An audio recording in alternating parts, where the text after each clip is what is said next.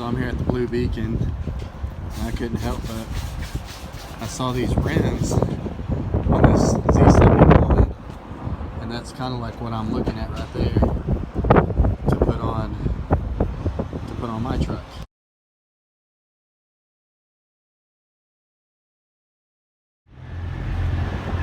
All right, so walked into the TA just to go really use the restroom, and I walked out with some goodies.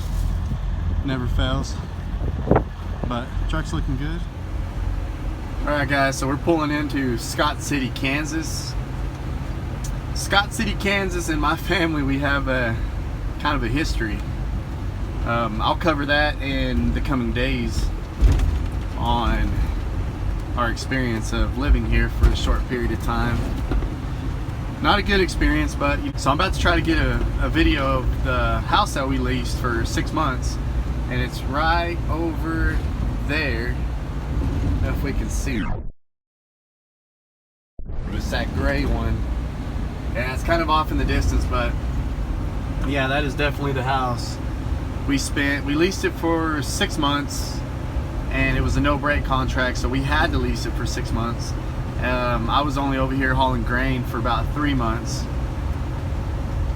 and let me tell you guys, grain was not it. It was not it at all. So I think I'm gonna stop right here at this Love's real quick. That way I can adjust my phone holder, and I may go in there real quick, see if they have another holder that's better. See if they have one of those phone holders. Well, those phone holders that's way better than the one that I have, because it just starts wiggling quite a bit. Parked over there. There's not that many trucks here today. But yeah, we're gonna come over here real quick. So we walked up in there, and they had actually a variety. So we ended up getting a couple of them. Let's see if we can make that work. But here at the Loves in Scott City, Kansas, we'll see if our phone mat works a little bit better, and that way we can keep on trucking south. This is Garden City, Kansas, my wife's hometown. Passing through Liberal, Kansas now. From here to get all the way back to Affiliated Foods in Amarillo, you're looking at about a little bit over 3 hours, not 3 right on the dot. So yeah, we're gonna head that way. We are back in Texas, baby. Back in the home state of Texas. What really kept me around this area when I was here, coming up, some of the jobs that I had, some of these companies, they're on this road right here, Price Road. Like this company over here to the right hand side, I worked for them for a little bit, and it wasn't too bad. It was kind of in between pumping jobs. Good little place. Wasn't there for very long because I got a better offer on the production side right away. And then up ahead on my left hand side, which we're not quite there yet, I spent 7 years, just about, like, right, I think I was like 2 months shy of spending 7 years of my life working at this company to the left hand side, right there. Learned a lot of things there. Got to run all kinds of equipment, haul different kinds of equipment, operate them, build a whole bunch of tank batteries. Just did a lot of cool stuff there at that job that, you know, I'm really appreciative of. But when I left both of those jobs there, it's because I got better offers and got better pay, and I never was one to just jump around job to job. I always made sure it was the right decision, and made sure that if I was gonna leave and go somewhere, it was for the better. Not to take steps back was definitely my goal. So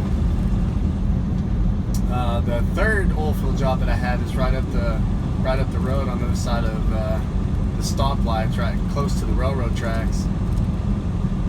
But that place there, I spent 2 years working for them before I got my very first job offer to go on the production side of a pretty big corporation, oil and gas production company. Yeah, just trying to get back, and my phone won't stay still on this holder. I don't know, man. The magnet's not really holding like I thought it would, but just got to tweak it a bit, and this road's really rough. But yeah, Pampa, Texas. Growing up, this place was a whole lot different, or maybe it was the same, you know, when I got older and realized. Not trying to bash anybody, but yeah, just a lot of negativity, a lot of envy, a lot of hate. It just seems like as I grew older, you just really start noticing the different cliques, the different groups that, you know, that have each other's back and don't worry about anybody else. But you know, I just try to keep it positive. Very blessed on where we're at today.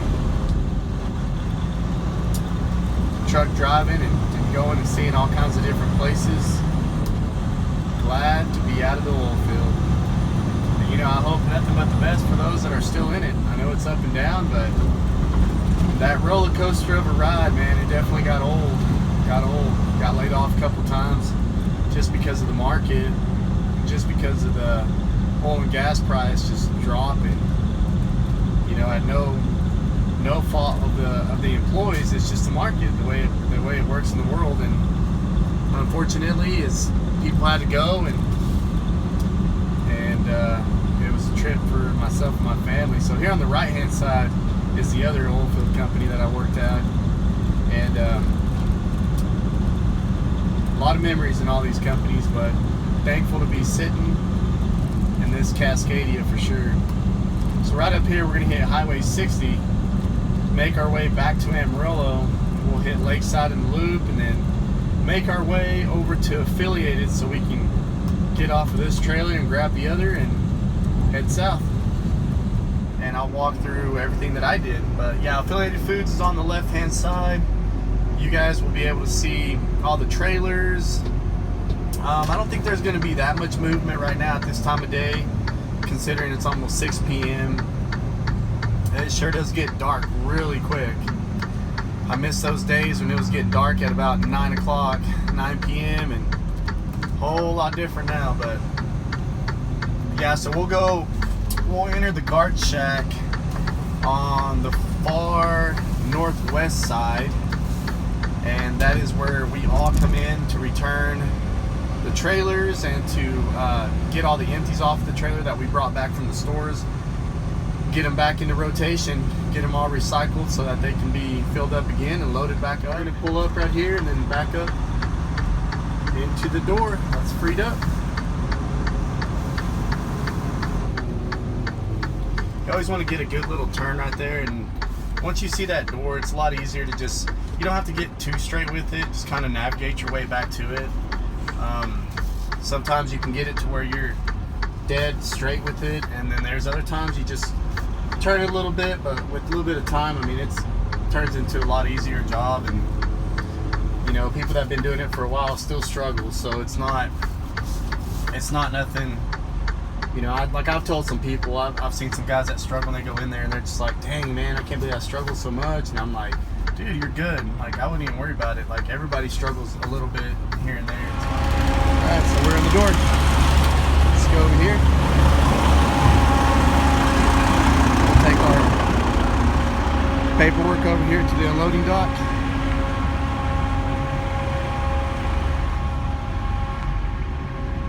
Then we'll drop our trailer, grab our other paperwork, find our trailer, and then head south.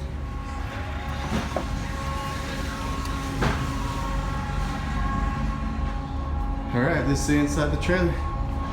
Got all these empties. Pick up a few things here. So all these pallets. Get them all.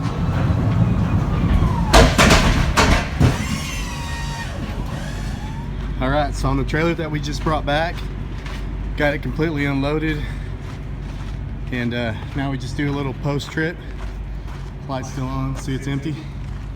But yeah, just do a little post trip. Make sure everything's good for the next driver, for the next load, wherever it may go. But other than that, we're done. That's a wrap for this this route 266 that I did today.